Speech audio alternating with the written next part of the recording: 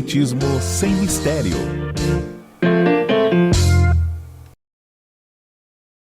Olá pessoal, estamos iniciando o programa Espiritismo sem Mistério, estudando o Livro dos Espíritos. Sejam bem-vindos. Vamos continuar com o tema do Livro dos Espíritos, falando sobre os homens e os animais. Nós já falamos em programas anteriores sobre a linguagem. Será que os animais têm alguma linguagem? Será que os animais guardam a sua individualidade? Como nós, homens, guardamos a nossa individualidade quando partimos, deixamos o nosso corpo físico? Será que isso também acontece com os animais? Então já entramos nesse tema, um tema que é interessante porque todos nós temos curiosidade sobre o que ocorre com os nossos animais, principalmente os nossos animais queridos, esses que nós cuidamos, que nós temos dentro da nossa casa, do nosso lar. E quando um bichinho desse tão querido parte, todos nós queremos saber, puxa vida, ele me fez tanta companhia, ele sempre estava presente em vários momentos na minha vida e de repente ele vai embora. O que será que acontece com esses seres queridos? Então já abordamos esse tema, busque os programas anteriores e hoje daremos continuidade então a todo esse assunto. Para quem não me conhece, eu sou Solange Sauan Godoy, junto com o nosso querido André Luiz Ruiz. Como vai, André? Olá, Solange. Olá, queridas irmãs, queridos telespectadores do nosso programa Espiritismo sem Mistério. É muito interessante podermos falar de temas variados, porque todos estes temas estão no Livro dos Espíritos. Muitas pessoas vão pensar sobre determinados eventos quando acontece algum fato diferente, alguma situação no mundo que chame a atenção. Porém, isto está no Livro dos Espíritos. Também na doutrina espírita há muitos assuntos que agora estão candentes, na crista da onda, como diriam os antigos, e que estão no livro nas obras de Kardec, por exemplo, no Evangelho segundo o Espiritismo, desde 1864, por aí. É novidade para alguns que nos Estados Unidos estejam revelando a existência de seres extraterrestres. A doutrina espírita fala disso desde 1864, lá no capítulo 3º do Evangelho segundo o Espiritismo, está lá que a raça humana não é a única, não é a totalidade das raças que existem. São considerados raça humana todos aqueles dotados de razão que povoam os inumeráveis mundos do universo. Ou seja, todos os seres racionais são membros da raça humana. E isso está escrito lá, além de dizer, obviamente, que há muitas moradas na casa do Pai, há muitos espíritos vivendo em vários outros mundos. E só agora que alguns estão dizendo, nossa, disseram que tem seres extraterrestres. Então, essas afirmações da ciência atual estão, na grande maioria delas, antecipadas pela doutrina espírita. E o atendimento das realidades dos seres inferiores em processo evolutivo, como são os nossos irmãos animais, também já vem há muito tempo tratado disso. E somente o nosso desconhecimento é que pode fazer parecer que é novidade, mas não é. Estamos vendo desde dos vegetais, a evolução dos vegetais, dos minerais, e agora estamos falando dos animais. Então, você que está nos acompanhando pode já ver aí o primeiro slide de hoje, a inspiração, não é para o nosso tema de hoje. Você vai ver na tela o slide que nós comentamos sempre. Essas imagens tão graciosas, Sempre o homem ao lado do seu animal de estimação, de um animal querido. A nossa vida sempre está rodeada desses seres que nos fazem companhia muitas vezes. E isso é uma forma de nós ganharmos humanidade, não é? A humanidade que atingiu o racional pleno não pode esquecer daqueles que estão vindo antes dela ou abaixo dela, esperando de nós uma orientação, um cuidado, um carinho para promovê-los também. Então, essa imagem que você vê aí envolve animais de todos os tipos, aves, gados, você vê ali patos, gatos, bois, porcos, cavalos, cães, e isso tudo faz parte dessa grande família que é um processo evolutivo que nasce do mais simples para chegar ao mais complexo. A gente pode ver que é uma via de mão dupla, Porque da mesma forma que nós, em contato com esses bichinhos, desenvolvemos a mais a nossa sensibilidade, o nosso carinho, né? Muitos de nós, às vezes, gostamos mais de bichos do que seres humanos. Tem pessoas que têm muitos animais e, através desse contato, desenvolvem também o seu carinho. E é uma via de mão dupla, porque, por um lado, nós nos desenvolvemos, mas também esses seres, vamos chamar assim de seres menores, também aprendem no contato com o homem, aprendem, são educados, são domesticados e assim também se desenvolvem. Então, vamos em frente, André? Vamos usar o primeiro slide de hoje da pergunta 604. Vamos lá. Os animais, mesmo aperfeiçoados nos mundos superiores, sendo sempre inferiores ao homem, significa que Deus criou seres intelectuais perpetuamente destinados à inferioridade, o que parece em desacordo com a unidade de vistas e de progresso que se distingue em todas as suas obras? Então, Kardec, com essa pergunta, você pode deixar na tela a pergunta, ele está querendo dizer que isso quer dizer que, havendo sempre seres inferiores ao homem, isso significa que Deus criou a estes seres sempre destinados a ficarem na condição imperfeita, inferior, o que parece estar em desacordo com o progresso que nós observamos em todas as obras de Deus. Tudo progride, mas os animais vão ficar sempre perpetuamente destinados à inferioridade? Kardec é um indagador crítico. Vocês estão vendo aí que o que Kardec faz é colocar os espíritos na parede. Querendo dizer, parece um contrassenso, uma contradição, isso que vocês estão explicando sobre os animais. Então, ele espera que os espíritos venham e respondam. E é o que nós vamos ver agora, numa resposta bastante longa, que vai ser subdividida em vários slides. Vamos começar a ver o que os espíritos respondem. Vamos lá. Tudo se encadeia na natureza por laços que não podem ainda compreender.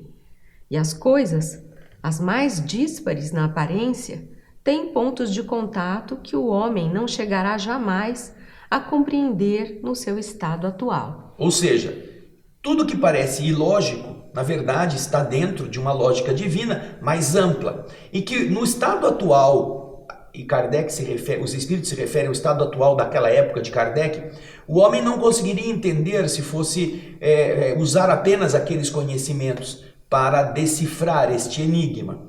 Porém, nada está fora desta sequência de progresso que permeia toda a criação. Ele continuará agora no próximo slide explicando.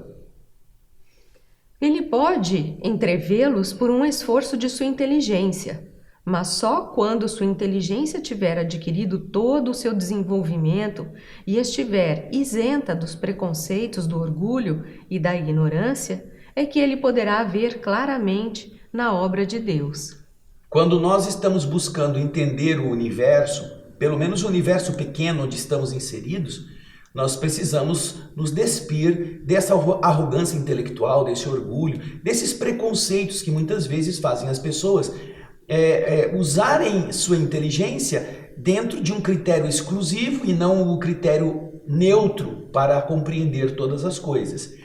Muitas pessoas, quando escutam falar dos animais inferiores, se ofendem. Ai, como o meu bichinho é inferior, ele é melhor do que muito ser humano. Isso é cabeça pequena, isso é mente fechada, isso é colocar o seu sentimento acima do entendimento de que eles estão num nível evolutivo menor do que o ser humano. Mesmo que o ser humano, em algumas circunstâncias, pareça extremamente animalesco.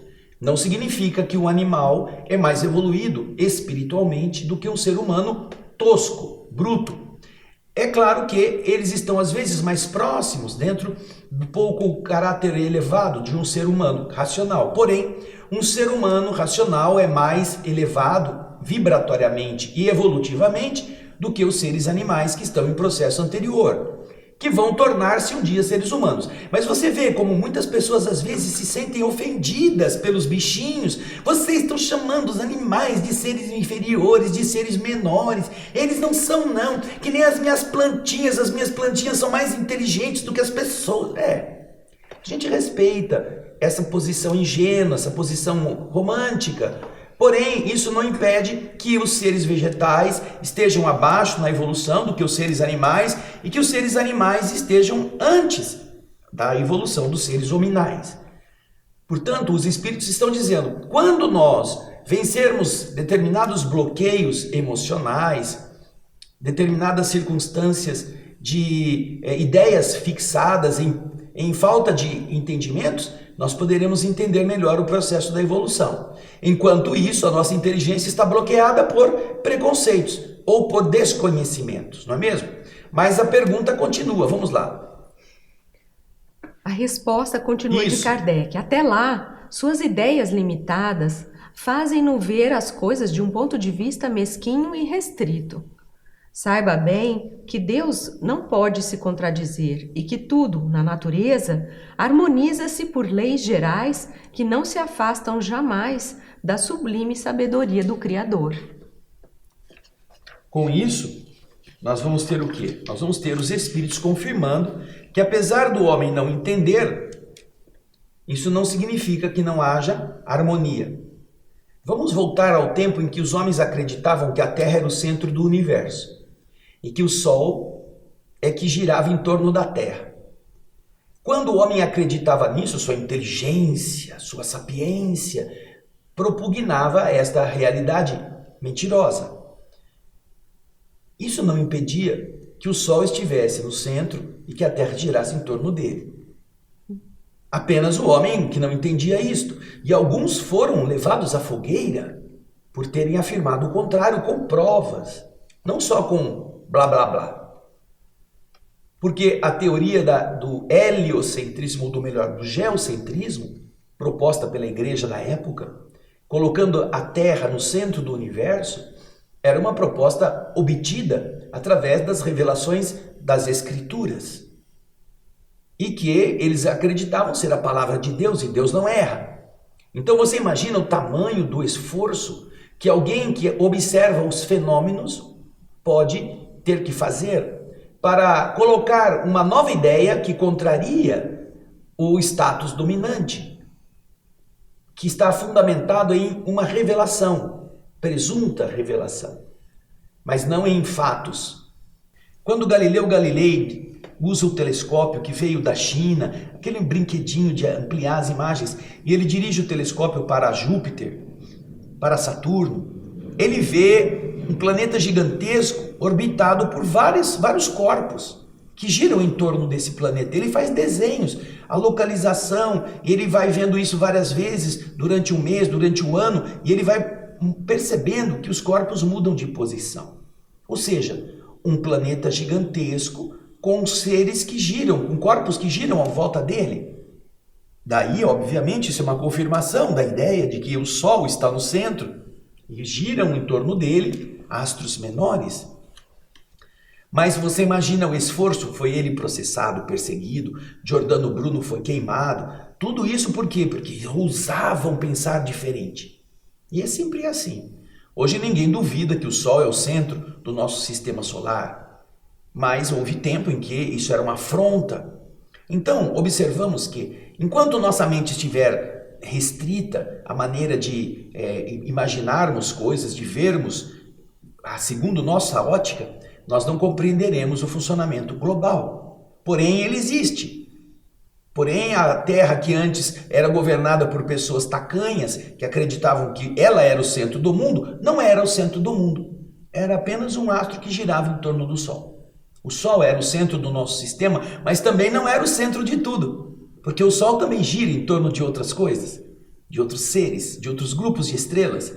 E esses grupos de estrelas também giram em torno do centro da galáxia. Olha que interessante. Por isso é que os espíritos estão dizendo, por menos que você entenda, ainda existe lógica em tudo. Não é, Solange? Exatamente. A realidade é sempre a realidade, a verdade dos fatos, a verdade daquilo que ocorre, né? E a gente vai enxergar, algumas pessoas enxergam o que realmente está acontecendo, outras não, outras estão sendo, têm o seu olhar desviado, muitas vezes por preconceitos, por questões que já vêm no seu interior, de educação ou qualquer outro tipo de informação que elas tiveram, mas elas não tiveram cuidado de realmente, diante daquilo que elas sabem, o que elas pensam que sabem, elas não tiveram cuidado de avaliar, de confrontar com a realidade. com a realidade, com a veracidade dos fatos. Quando a gente faz isso, nós podemos perceber, então, se naquilo que estamos acreditando, se realmente tem alguma ligação com a realidade ou não. E isso é importante que nós recordemos o seguinte: nós temos um programa chamado O Espírito da Letra. Esse programa analisa todas as obras de André Luiz, o Espírito André Luiz, através da mediunidade de Francisco Cândido Xavier. Nós já completamos 10 livros lidos e comentados. O último deles, Evolução em Dois Mundos. Neste último livro, você encontrará todo o projeto evolutivo que vem da mônada simples, da mônada primitiva, até chegar ao ser racional. E toda essa escala evolutiva migrando cada inteligência de uma a outra, até chegarem ao nível que não é o definitivo, que é o do ser humano, mas que também já está em processo de crescimento em direção ao ser angelical. Todos nós poderemos aprender essas revelações ou essas orientações científicas feitas pelo Espírito André Luiz para a compreensão de todo este processo. Por isso que lá em 1857, e logo na sequência, com as outras edições do mesmo livro, dos Espíritos, os Espíritos estão dizendo que ainda não há condições plenas, porque a mente do ser humano está muito presa. E essa prisão impede que ele enxergue como as coisas são. Ele apenas vê o que para ele parece lógico, sendo que, de verdade, esta lógica não depende da limitada capacidade intelectual do ser humano. Ela existe. Diariamente a ciência vem repisando os passos que deu para ver que o caminho estava errado. Voltando atrás, reconhecendo equívocos, porque agora pode ter mais aparelhos, pode ter mais profundidade na aferição daquilo que está fora, e isso faz com que essas teorias sejam revistas.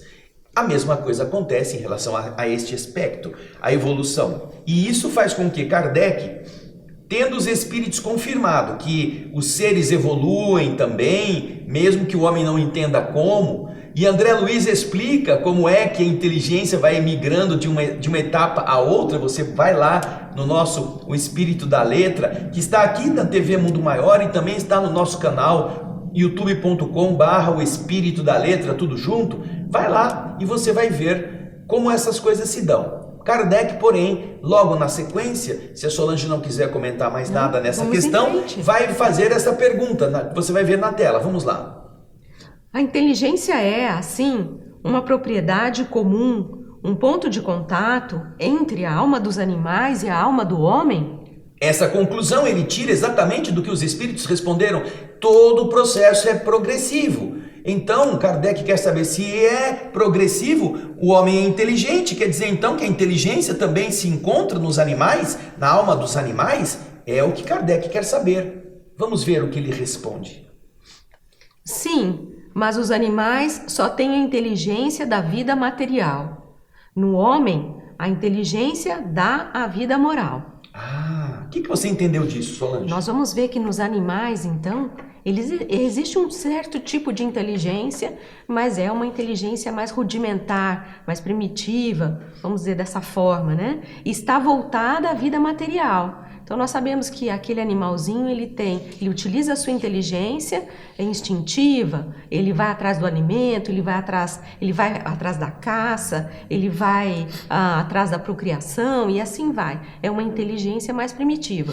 Já no homem, o que ocorre? Nós temos essa inteligência mais desenvolvida, essa inteligência que já nos dá o senso moral do que é certo, do que é errado, do que é bom ou o que é mal. Então nós já temos essa noção mais ampliada, coisa que os animais não possuem. Essa realidade que a Solange está citando, nós já vimos nos programas anteriores. Eles possuem uma inteligência, mas é uma inteligência para os atos da vida material. Eles não têm uma inteligência completa, racional, lúcida. Eles estão tocados por uma inteligência primitiva, que é uma inteligência não racional. Eles apreendem os fatos, mas eles têm dificuldade de fazer conexões entre todos os fatos que eles apreenderam, apesar de, em alguma medida, eles poderem fazer conexões. E é isso que faz com que os seres humanos possam adestrar um animal, fazendo ele repetir aquela mesma situação, ele já vai entender aquilo que está esperando por ele. Existe um ditado muito antigo que diz assim: é bom bater na cangalha para o burro entender. Já ouviram falar disso, não é? Cangalha é aquela região do arreio que carrega o que colocam-se no burro para ele puxar a carroça. Então, o que acontece? De tanto levar chicotada no lombo, o burro começa a perceber que quando ele é chicoteado, mesmo que seja suavemente, ele tem que andar mais depressa. E quando o carroceiro entende que o burro já aprendeu, em vez de bater no burro, ele bate faz aquele barulho, né? Na cangalha, naquela parte que segura o arreio no burro. E aí o burro acelera, o burro corre, porque eu estou precisando andar mais depressa, senão eu vou levar chicotada. É isso, ele fez a conexão entre o chicote, o barulho, o estalido e a necessidade de ir mais depressa. Então, quando agora o carroceiro, sem bater no burro, bate na cangalha, o burro acelera. Ele faz uma conexão, mas ele não tem noções mais amplas. Então, o que nós vamos ver aqui é que a resposta diz, sim, a inteligência é um traço comum entre o ser hominal e o ser animal. Só que o ser animal tem a inteligência para a vida material. Ele sabe onde está a comida, o cachorro vai e esconde o osso, ele ia fazer no quintal, ele faz um buraco, guarda o osso aqui, o osso lá, porque ele talvez precise mais para frente. O esquilo faz diversos armazenzinhos de sementes para o inverno, porque ele sabe que no inverno não tem comida, então ele faz ocos nas árvores, ele vai armazenando em vários lugares, porque quando ele tiver com fome ele sabe onde encontrar, mas é inteligência para a vida material. Já o ser humano, você vai ver na resposta novamente, ele tem a inteligência, além da vida material, para a vida moral. Ele tem a inteligência para a vida material, ele sabe armazenar, ele sabe produzir, ele sabe fazer todas estas coisas, com mais aptidão do que os animais irracionais. Porém, por causa dessa inteligência completa, o ser humano ele distingue valores. Ele sabe o que é bom do que é ruim. Ele sabe discernir o que é certo do que é errado. Um cachorro não sabe. Um cão que você vai dar comida para ele, ao colocar a mão na caçambinha de comida, ele pode morder o dono que está dando comida para ele. Você vai encontrar na internet muitos vídeos de pessoas dedicadas à natureza, à fauna, que vão salvar, por exemplo, focas, tartarugas, de redes de pesca nas quais eles se enroscaram. E quando eles vão pegar a foca para tirar a rede, a foca tenta morder o cara. Quando eles vão pegar o animal que está enroscado na cerca de arame farpado, esse animal ele vai tentar dar coice, porque ele vai se defender. Ele não está imaginando que a pessoa é um benfeitor que vai lá tirá-lo daquele enrosco. Não, ele acha que é uma ameaça. Então veja só, ele não está raciocinando como um homem faria. Se nós, humanos, estivéssemos presos numa rede e chegasse uma outra pessoa com uma faca, nós iríamos agradecer. Ai, que bom que você veio nos libertar, porque você sabe que ele está lá não para te matar, mas para tirar você da rede. Mas a tartaruga, o tubarão, o bicho que é irracional, ele acha que você é uma ameaça, não que você vai libertá-lo.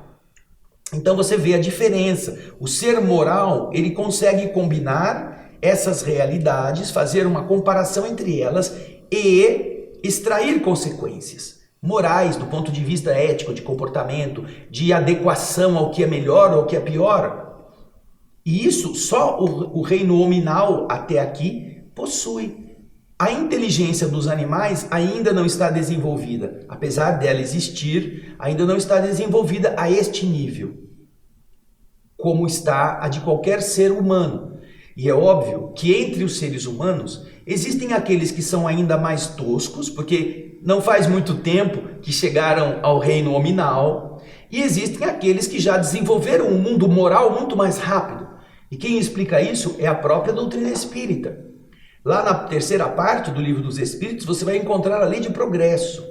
E a lei de progresso está explicando que primeiro o homem precisa se desenvolver intelectualmente, porque somente assim ele vai conseguir comparar e desenvolver o mundo moral. Sem o desenvolvimento do intelecto, ele não conseguirá desenvolver-se moralmente. Porém, diz lá na lei de progresso que às vezes o desenvolvimento intelectual não é seguido imediatamente da evolução moral, porque às vezes o homem desenvolvido intelectualmente, ele até se torna mais agressivo, mais mesquinho, mais perigoso do que o homem que não entende, que não tem o desenvolvimento pleno, porque ele precisará apreender primeiro, com a inteligência, a distinguir o que é certo do errado. E às vezes é gostoso tomar dos outros, é gostoso bater nos mais fracos, é gostoso. Enquanto ele não aprender que isso é ruim, ele vai, com a inteligência, vai fazer maldades. Isso está escrito lá. Nem sempre o progresso moral segue imediatamente o progresso intelectual. Às vezes, torna o indivíduo intelectual ainda pior. E é isso que faz muitas pessoas pensarem, nossa, o meu cachorro é mais evoluído que o meu vizinho, porque o meu vizinho é um grosso, é isso e aquilo, o meu cachorro é bonzinho. Mas não é não. O vizinho, mesmo tosco, ele é mais evoluído do que os animais que nos circundam. Então é importante que a gente perceba isto. Existe sim pontos de contato, só que os animais apenas se restringem ao ponto de vista da sobrevivência, dos instintos, enquanto que o ser humano já venceu isso, apesar de ter instinto também, ele tem o mundo moral, ok? E Kardec ainda vai trazer para a gente mais uma pergunta, porque falando nesses pontos de contato, Kardec agora vem com uma pergunta um pouco extensa, mas é interessante. Olha só o que Kardec está maquinando, olha o que ele está pensando. Pergunta 605. Considerando-se todos os pontos de contato existentes entre o homem e os animais, não se poderia pensar que o homem possui duas almas, ou seja, a alma animal e a alma espírita, e que, se não tivesse esta última, ele poderia viver como um animal? Em outras palavras, que o animal é semelhante ao homem, menos a alma espírita? Não resultaria disso que os bons e os maus instintos do homem seriam efeitos da predominância de uma dessas duas almas? Que interessante, né? Kardec provavelmente está repercutindo determinados pontos de vista que podiam explicar na sua época essa diferenciação entre os bichos e os seres humanos. Então, segundo ele, na pergunta, o ser humano teria duas almas, uma alma humana e uma alma animal. E que quando a alma animal fosse mais potente, prevalecendo sobre a alma humana, ele seria bicho, ele seria grosseiro, ele mataria, ele beberia o sangue dos outros. E quando ele melhorasse a alma humana e ela sobrepujasse a alma animal, ele seria menos agressivo, mais dócil, mais generoso. Então ele pergunta se esse sistema não explicaria essa existência de duas realidades anímicas habitando o mesmo corpo. Entenderam o que ele perguntou? Eu sei que você entendeu. Vamos entender a resposta dos espíritos, Solange? Vamos lá? Não, o homem não tem duas almas, mas o corpo tem seus instintos que são o resultado da sensação dos órgãos. Não há nele senão uma dupla natureza, a natureza animal e a natureza espiritual. Pelo seu corpo, ele participa da natureza dos animais e de seus instintos.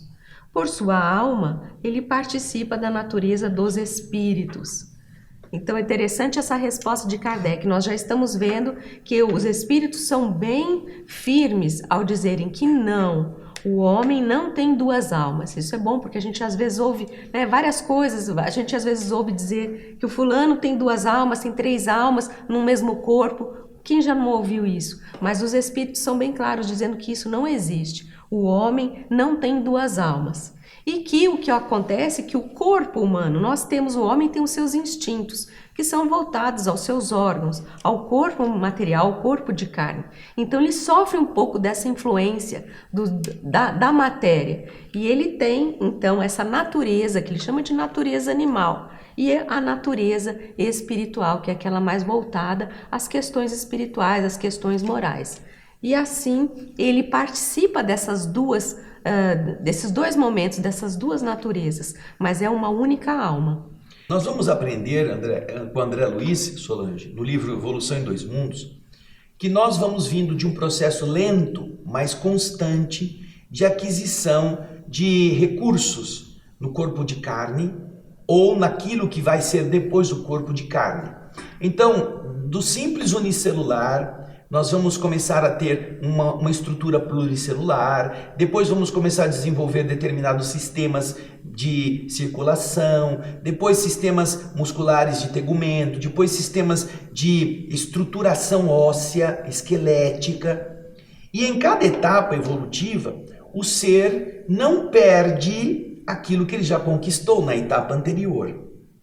E assim, nós vamos seguindo a etapa de evolução, raça ou espécie por espécie.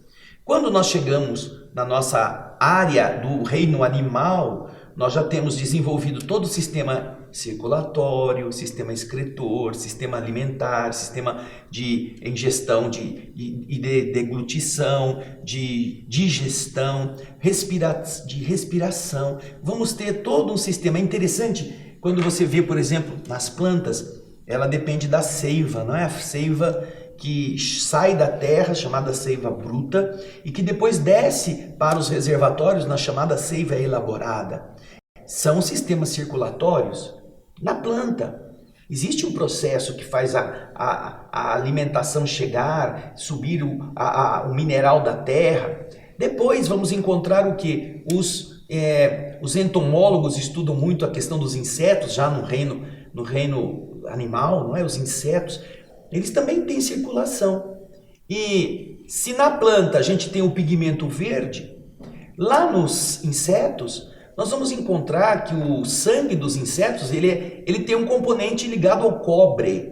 Por isso que ele tem um sangue azulado. Os insetos possuem um tipo, os insetos, os anfíbios, alguns deles, possuem um sangue azulado, um sangue com uma coloração diferente. Por quê? Porque eles têm o cobre no componente do sangue que vai fazer o sistema circulatório. E às vezes é um sistema aberto, não é um sistema fechado como o nosso. Depois, mais adiante, no reino animal, começa-se a ver já a estruturação do oxigênio como sendo o principal caráter de levar essa vitalidade às células, onde se desenvolve a hemoglobina, que é com base no ferro. Então o nosso sangue, o sangue humano, ele é ferroso, ele tem uma cor avermelhada. Se você pegar um minério de ferro que está na natureza, ao contato com o oxigênio, você vê como ele fica vermelho. É muito parecido com a cor do nosso sangue, avermelhado. E isso é o quê? É um processo evolutivo, que vai chegando cada vez mais a compor o organismo complexo do ser hominal. Nesse caminho, o que acontece é que nós já vivemos numa região onde não tínhamos inteligência completa, só tínhamos instinto. O corpo físico estava protegido, como um avanço das etapas anteriores, estava protegido pelo instinto. Isso faz com que o indivíduo, ao desenvolver-se como instinto, ele tenha todo este arsenal de ferramentas que o proteja do meio ambiente. Porém, quando ele deixa o instinto e atinge o nível do ser inteligente, o ser racional, ele não perde o instinto. Ele vai desenvolver o senso moral com a inteligência, mas o instinto continua, porque é uma aquisição dele. Obviamente, o instinto vai proteger o indivíduo, porque numa situação de perigo ele não raciocina, ele apenas reage numa defesa. É natural do instinto isso. É a inteligência não racional. Porém, quando o homem vai tendo a opção e ele vai melhorando, ele poderá escolher com discernimento. Então, nós observamos nisto o quê? Nós observamos esta postura da alma como sendo a evolução no ser humano dessa potência inteligente, sem renunciar àquilo que o corpo já conquistou, que é o instinto. Por isso que os espíritos fazem essa distinção. Existem duas naturezas. A do corpo, que veio do reino anterior e que carrega com isso o instinto como fator de defesa, mas vem o espírito, agora pleno, com a inteligência completa, para desenvolvimento do ponto de vista moral. Portanto, no ser humano não existem duas almas, mas existem essas duas naturezas. Me recordo, Solange, da fala de Santo Agostinho, que dizia... Então fala aí. Não, eu não sei, vai você. Ela lembra, mas ela não quer falar, né? Santo Agostinho dizia que o ser humano é um anjo montado num porco. O porco é o corpo. O corpo tem fome, tem cansaço, tem interesses, tem gozo, tem satisfação, enquanto o espírito não. Então essa dupla natureza, muitas vezes, quando o corpo domina, faz com que o espírito se entorpeça. Mas quando o espírito domina, faz com que o corpo obedeça, que é muito diferente. Você disciplinar o corpo. Você não pode ser vítima da tentação do glutão diante de um prato de doce, se você não quiser. Mas se você gostar de agradar o corpo pelo prêmio das endorfinas, da satisfação, você vai ser aquele que vai se contaminando cada vez mais com um monte de alimentos que não são adequados, mas são gostosos. Então você vê como isso é muito importante que a gente tenha na mente essa ideia. E aí, Kardec, com esse raciocínio, faz a próxima pergunta, que vocês vão ver, a pergunta 605. Ele fala assim: assim, além das suas próprias imperfeições, das quais o espírito deve se despojar, tem ainda que lutar contra a influência da matéria? Uma bela Imagina, você vai num lugar imagina. almoçar e depois de ter enchido a barriga ainda vem aquele monte de doce. Ai, você fala, nossa, tô estufado, não cabe mais nada, mas eu acho que ainda vou comer o pudim, ainda vou pegar o sorvete. Ainda cabe um pouquinho. Por isso que a sobremesa é tudo líquida. É levinho, né? É tudo líquida, né? Porque tem que dissolver e entrar nos vãos do estômago, assim, né? Mas a pessoa não diz assim, não, eu estou satisfeito, não quero. Já enche a boca d'água. Olha o corpo dizendo, oba, vai lá, pega mais um doce que é gostoso, eu vou comer. Então, Kardec quer saber isso. Então, além das nossas imperfeições morais, a gente ainda tem que lutar contra a influência da matéria? Vamos ver a resposta? Complicado. Vamos lá? Sim. Quanto mais é ele inferior, mais os laços entre o espírito e a matéria são apertados. Não o vedes? Não. O homem não tem duas almas. A alma é sempre única em cada ser. A alma do animal e a do homem são distintas uma da outra, de tal sorte que a alma de um não pode animar o corpo criado para a outra. Mas se o homem não tem alma animal, que por suas paixões o coloque ao nível dos animais, tem seu corpo que o rebaixa, frequentemente, até eles, porque seu corpo é um ser dotado de vitalidade que tem instintos, porém ininteligentes e limitados ao cuidado de sua conservação. Vocês estão vendo então que ele volta a confirmar justamente isto, que há dois grupos lutando no mesmo ambiente. A nossa realidade animal, própria do corpo, que vai querer certas coisas. Então você está cheio de comida e ao mesmo tempo apresenta-se uma sensação apetitosa de uma coisa gostosa e você diz, não, vai ter que entrar, vai ter que caber. Eu não vou perder esta. Não é você que está com fome, é a tentação que o olhar produz para que você prove aquele sabor. O corpo já está satisfeito, poderíamos dizer assim, mas a mente está em recordação do prazer que o corpo sente. Daí você ceder, se o seu espírito estiver próximo da matéria. Se você for um espírito pouco elevado, as tentações que o corpo vai solicitar, você vai atendê-las. Seja na ambição, seja na sexualidade, seja na maneira de você se comportar em sociedade. Tudo aquilo que você quer parecer ou que o corpo vai exigir, você vai aceitar. Enquanto que os espíritos mais elevados, eles dominam o corpo, eles dominam o instinto. E com isso, ele pode se tornar superior sem se escravizar às exigências da matéria. Quantas vezes você que é pai e mãe, tendo que trabalhar no dia seguinte, tem que passar a noite em claro cuidando da saúde do seu filho. O seu corpo está dizendo, pô, vai dormir, eu estou cansado, eu tenho que descansar. Amanhã você vai ter que trabalhar, eu vou ter que ficar acordado o tempo todo. Mas o seu espírito vai falar assim, não vou dormir não, que meu filho está doente, eu tenho que dar remédio, tenho que ver a febre. Você fica quieto, aí amanhã a gente vai trabalhar do mesmo jeito, você cala a boca. Por quê? Porque você ama seu filho. Então o seu amor por aquela criança é maior do que o instinto de descansar. Então você é capaz.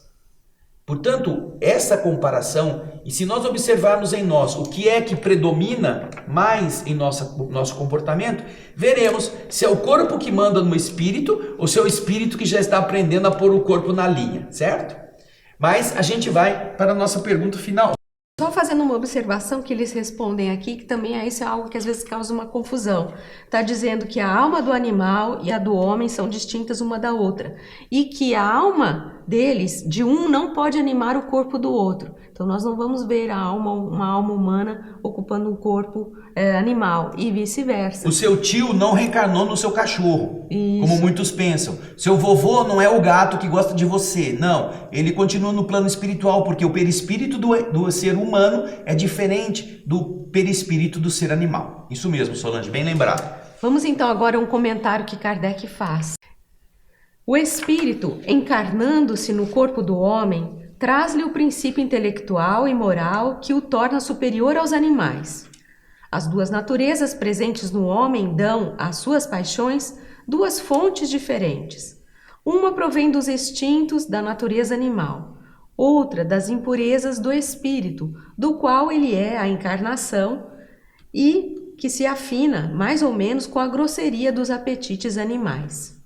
O espírito, purificando-se, liberta-se pouco a pouco da influência da matéria sobre a qual ele se aproxima da brutalidade.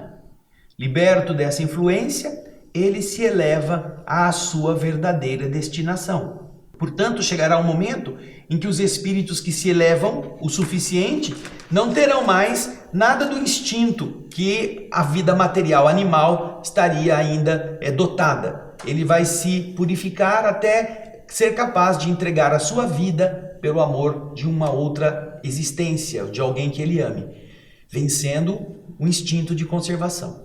Isso é um dos processos evolutivos também, não é? Despir-se daquilo que é animalesco. Enquanto que o homem que ainda não evoluiu, ele se identifica com os apetites da matéria. Ele gosta, ele aceita, ele estimula, ele se escraviza a esses mesmos contornos negativos que são próprios do mundo material. Por isso que os espíritos dizem que nós estamos amarrados ao corpo físico. Porque justamente isso, nós deixamos que essa natureza animal, ela domine, né, no nosso ser. E assim nós realmente nos atamos ao corpo físico de uma forma que nós gostamos muito das questões materiais e dos prazeres, de tudo aquilo que ele nos oferece.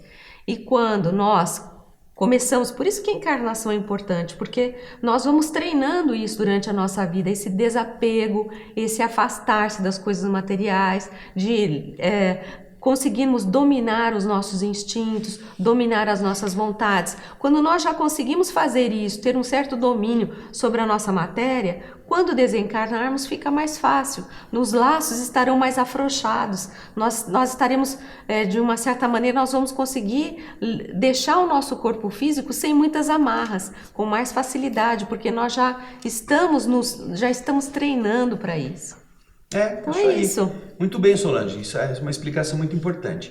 E este assunto vai continuar no nosso próximo programa. Vai lendo já o Livro dos Espíritos, porque semana que vem ou no próximo programa a gente vai continuar falando disso. Lembrando que o André comentou com vocês sobre o programa O Espírito da Letra, o programa que tem um livro sendo lido e comentado, Evolução em Dois Mundos. Dê uma assistida, é um livro belíssimo para você entender melhor sobre essa questão.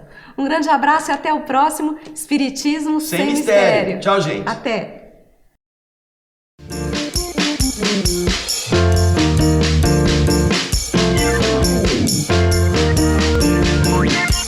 Espiritismo sem mistério.